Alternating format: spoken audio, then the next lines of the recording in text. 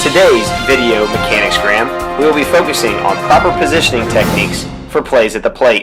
In our first example, we'll see a fly ball with runners at second and third to right field. The runner tags from third base and we have a play at the plate. Our plate umpire here does a phenomenal job. The replay will show us the steps necessary to execute the wedge. Number 1, your initial starting position should remain 5 to 7 feet from the catcher. Secondly, we should adjust with the fielder. We want to stay on the plate side hip, putting our head in between the tag and the runner. The third step then is quiet steps to close in on the play with set eyes to make the correct call. This replay angle gives us an even better look at the job of our plate umpire as this ball is being received. We'll see that he moves with the catcher to ensure that his head is going to remain between the runner and the plate side hip. This allows him to see down and through this tag to get the call right. This play was later reviewed and the call in the field of safe was upheld because our plate umpire did a fantastic job of executing the steps of wedge theory. Our next example takes a look at wedge theory on a pass ball to the screen. Here we see fielders converging and a very close play at the plate.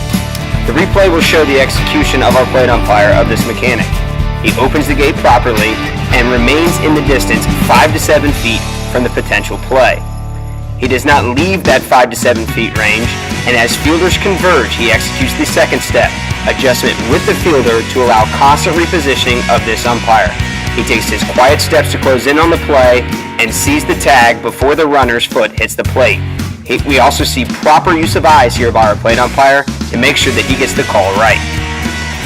Here's one more look at the play to show you just how close this play was. Now let's take a look at some plays at the plate that did not use wedge theory to get in position. In this clip, we have a ground ball up the middle fielded by the center fielder who makes a great throw to the plate.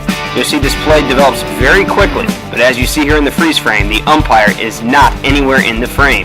He has not maintained that relationship of 5 to 7 feet from the catcher. Additionally, he has not moved with the catcher, and therefore on this tag, although he's not 5 to 7 feet from the play, he does tend to get straight lined potentially on this tag. And even though this umpire does not use the steps of wedge theory, it's important to note that his use of eyes is very good here to ensure proper timing on this play. Our final example is a very challenging play, a trick play on a steal play from first and third. The play develops super quickly, and as you see here, our plate umpire moves in the wrong direction and ultimately gets into a very challenging position. Remember the 3 steps of wedge positioning. 1. Initial starting position, 5 to 7 feet from the catcher, to which this umpire does. However, the second step, adjustment with the fielder, the umpire goes the opposite direction. You'll see that the catcher is in fair territory, whereas the umpire starts to move further along the line, getting outside the plane of both the runner and the catcher. The umpire's proper adjustment with the fielder should have been to move up in towards the left-hander's batter's box. This would keep the umpire's head in between the plate side hip of the catcher and the runner so that he could see this swipe tag. Now he gets this call right regardless.